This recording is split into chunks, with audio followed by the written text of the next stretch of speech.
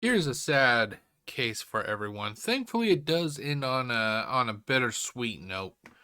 Um, the date was October 21st, 1982. I wasn't even a year old yet at this point. The location was Kansas City, Missouri. 94-year-old George R. Marsh, he passed away. He passed away in the nursing home he spent the last several years living in. He was always seen sitting in his wheelchair, sitting next to his favorite window that would look out over the city street. A lot of people would consider George Marsh to be unnoticed. Nobody really knew who George Marsh was. They just knew him as the guy who would sit at the window.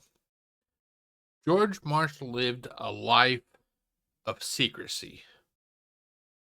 Was George Marsh even his real name? We are about to find out in this upcoming case. This case was part of the, let's see here, when was this? This is part of the September 24th, 1987 special number 3 episode of Unsolved Mysteries. Like I kind of mentioned before, this Unsolved Mysteries, before they hit syndication, they had a series of special episodes. Basically, it was kind of their way of dipping their toe into the pool to see what the feedback would be like. Little did they know that by these little special episodes that they had, that they were actually going to be launching one of the best, most popular series of the 1980s, and even today. People still look at Unsolved Mysteries as a game changer when it came to these types of shows. The case has thankfully been solved. Sadly, even though it's been solved, it asks a lot more questions than it answers. I kind of mentioned in the opening video for this episode that even though this is season 1, episode 1, that they have a solved case here, ladies and gentlemen. That's because, like I mentioned, they kind of chopped up the televised airings, and they kind of did a hodgepodge kind of super gluing and everything. I just find it kind of funny that this is supposed to be season 1, episode 1, yet the second case of season 1, episode 1 is a solved case, and they don't even have the original case on YouTube. So it's kind of like, why, if they're going to not even have the original case on YouTube, why are they going to have the solved, the results video? Because nobody knows unless you actually know, you have like archival videos, nobody's going to know this case. So it's kind of really just shooting them in the foot, Anyway, let's get on with it, shall we? Okay, so 3, 2, 1. Wait, hold on, I gotta fix the audio. Sorry, guys. That is my bad. There you go.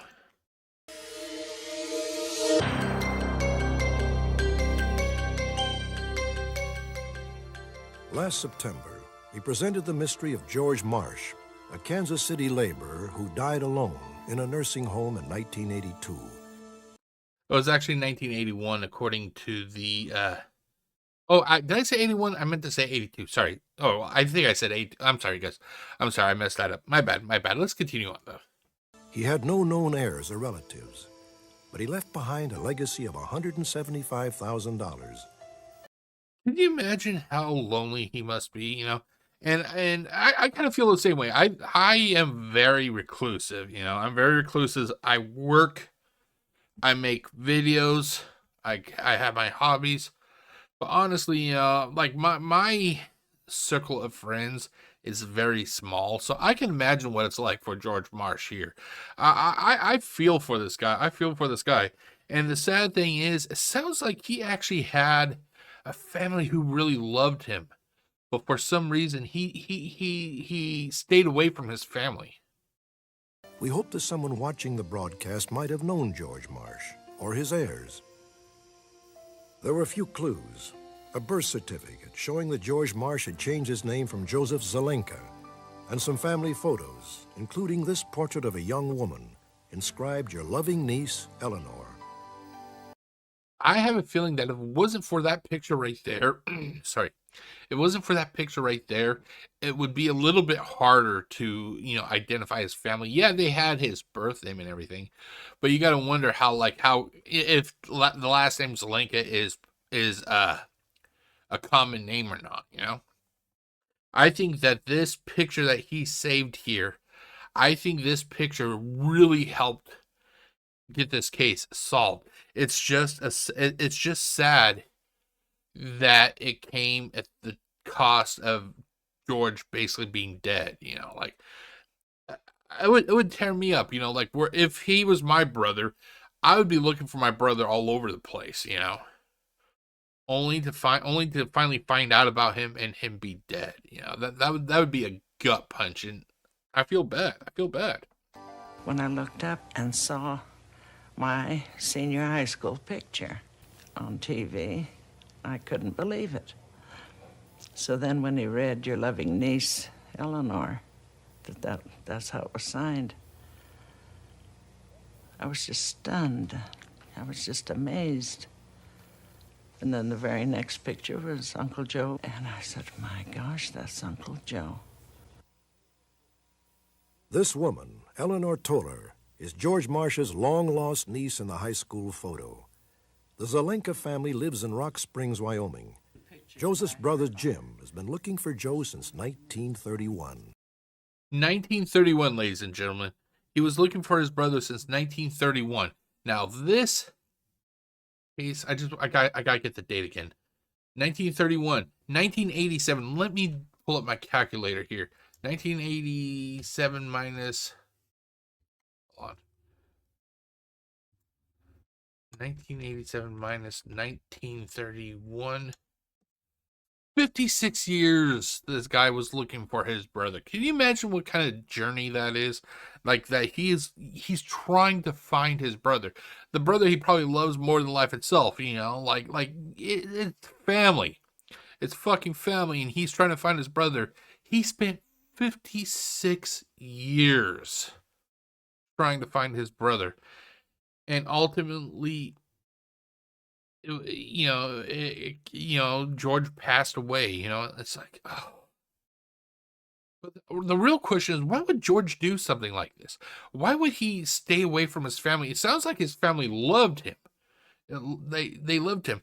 Granted, I kind of stay away from my family. I don't have that much in the way of family left, but I kind of stay away from. But I also maintain contact via like Facebook and stuff. So it isn't like.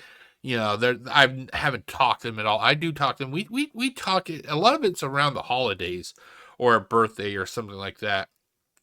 But it isn't like it isn't like I'm just totally don't talk to them at all. And I watched this case. And I try to get into their shoes. It's like why would he be doing something like this? What would cause somebody to tear himself away from his family? The only thing I could figure is maybe he was told something by a family member that maybe passed away by now.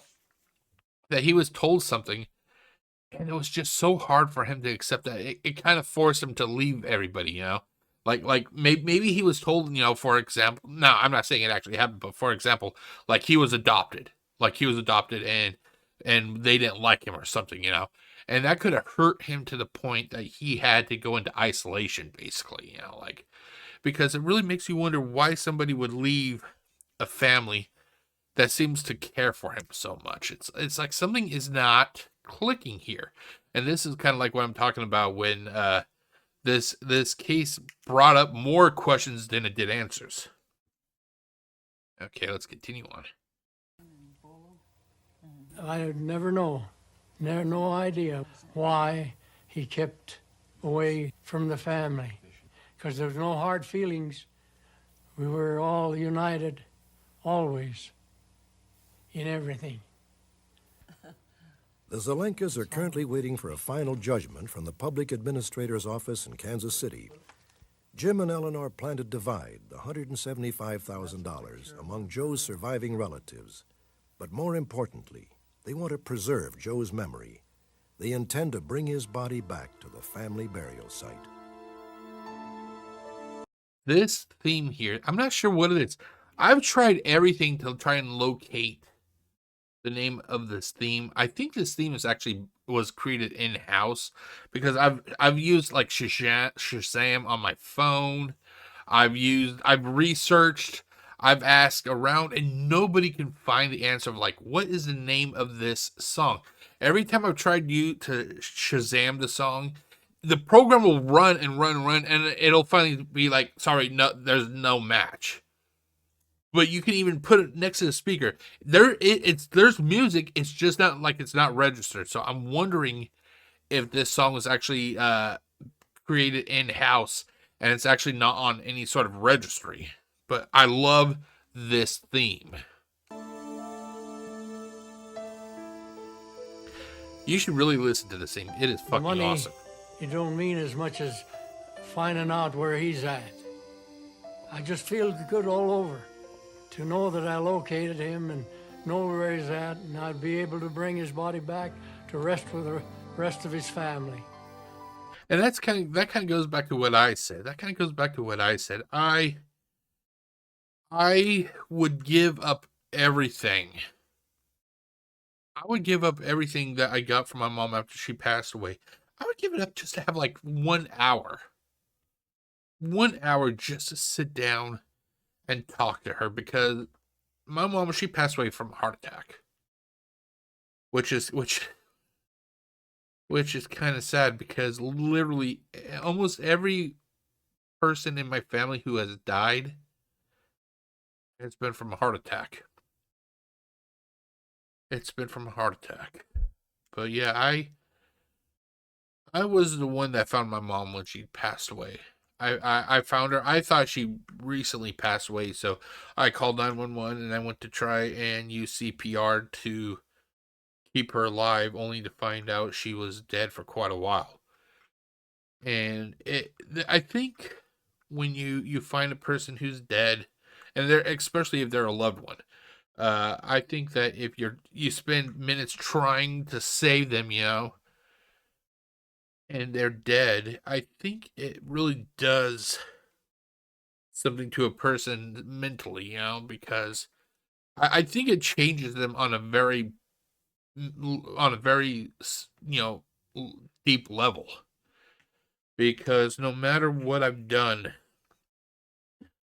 I can't seem to move on. It's like it's always there. It's always to me. It feels like it's PTSD.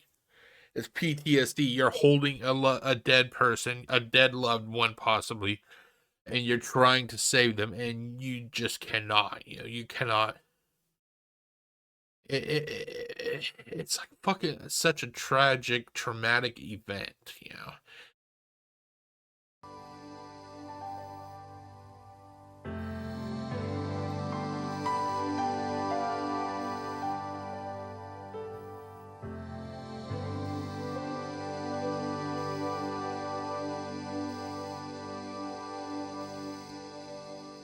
In our next story, we'll meet a man who returned home to find his house empty, the bathtub full of water, the phone off the hook, and his wife missing. Okay, and that was it for this case. Like I said, this case was a very quick, or this video was a very quick, or case, whatever you want to call it. This update, let's call it an update. That's what it was. It was an update. This update was very quick, so that's why it's already done. I just don't understand why they felt the need to air this update if they are not going to air the case itself. Because to the people who never even watched Unsolved Mysteries on television, like I had the privilege to watch it on television. So basically, I may not remember every case, but I can remember sitting on the floor in the living room of the shack that me and my mom lived in. I would sit in front of the television and I would just be glued to it. I think it was like on a Friday night, Thursday or Friday night. I remember sitting there and just watching this show with my mom. I was lucky enough, I was lucky. But to the people who never had that chance, they're going to go to YouTube, find this series, and they'll be like, wait a minute, this is season 1, episode 1, but this is an update. Where's the case, you know? And the weird thing is they never aired the case. But ultimately, it just kind of, this update basically, it makes more questions than answers. The only good takeaway is that Joseph's family, you know, they were able to find him. However, it asks more questions like, why did Joseph do this? You know, like, why would he stay in? Why would he basically it isn't even like he moved away but kept in contact. He moved away and he cut all contact. You know, like, what would drive somebody to do something like that? And the only thing, like I said, the only thing I could think is it had to, you know, be something so important or so traumatic that it literally changed him as a person, you know, like. But that is it. Let's go to the Unsolved Mysteries wiki. Let's go to the Unsolved Mysteries wiki. So let's do this, and then this. There we go. And then I'm just going to kind of scroll down to the extra notes. Okay, so this case originally aired on the September 24th, 1987 special number 3 episode of Unsolved Mysteries with Carl Malden as host. It was updated on the November 29th, 1987 special number 4 episode with Robert Stack as host. It was later reprofiled in the Dennis Farina hosted series on the July 20th and July 31st, 1989 or 2009 episode, sorry. It was excluded from the Film Rise release of Robert Stack episodes. However, its update was not omitted. And that's kind of like what I'm talking about. It's like, why would you have the update, but not the case, you know? It was the first Lost Heirs case profiled. The show contacted Ledman, I don't know who that is, about interesting cases he was working on, and he suggested this one. Some sources spell George's given name as Joseph, Joseph.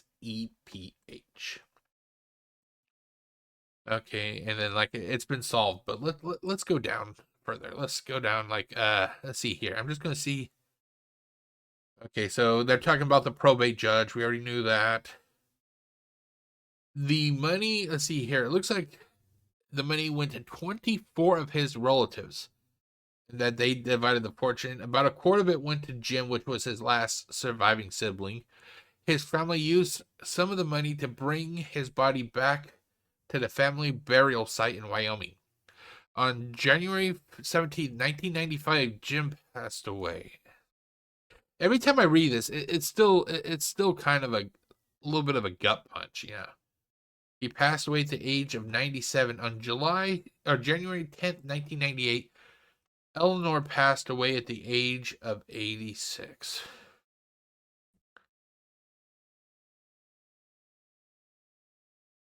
So if we are to basically do the math, 95 to 2005, 15, he's been dead for about 95 to 2005, 2005, yeah, he's been dead for 30 years. And Eleanor, she's been dead for about 97, or not 97, for about 27 years, give or take. My math isn't always the best.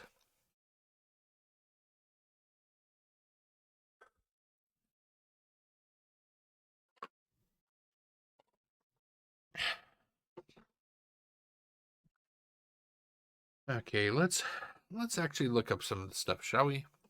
We got a couple find a grave entries here. We have Josef Zelenka. Date of birth was May 13th. And see, this is what I'm talking about, ladies and gentlemen. Let me zoom in. May 13th, 1888. Like I said, that's how old the show is. You know, that some of the people that are being profiled, they were not even born 100 years ago. They were born over 100 years ago. That's how old this show is. He was born in Czechia. He died October 21st, 1982, at the age of 94 in Missouri. He was buried at the Rock Springs Cemetery. And then the plot site is OSSELT. Sorry, ELTO. It's this. It's. I think it's just like a weird designation. Normally they have like a word or something.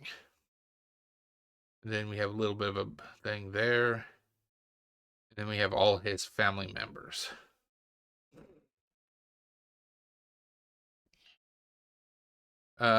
Here's Eleanor's. She was born December 11th, 1911, in Superior, Sweetwater County, Wyoming, USA. I actually like the name of that, Sweetwater County. That's a nice name. She passed away on January 10th, 1998, at the age of 86, in Keene, which is in Johnson County, Texas, USA. She was buried at the Rest Haven Memorial Gardens at Rock Springs, Sweetwater County, Wyoming, USA. Here's the picture from Unsolved Mysteries. And then here are the various people in her family. It's sad because of the fact that, we had a guy whose family sounds like that they were desperately trying to find him, and he decided to basically break all contact. Something had to have happened, and like I said, this goes back to me thinking that he must have learned something. You just don't do something like that without reason. But that is it for this case. This episode continues to move slowly forward. Up next, ladies and gentlemen, I present to you a case of a lady whose body was found in a car that was on fire. Police believe that it was just a tragic driving accident, while her family thinks that it was actually murder. The decision ultimately falls upon you, my dear viewer. Do you think it was a tragic accident, or do you think there was something more sinister here? I'll see you next, or in the next video, basically. I messed that up, didn't I? Ooh. Okay, well, anyway, be right back.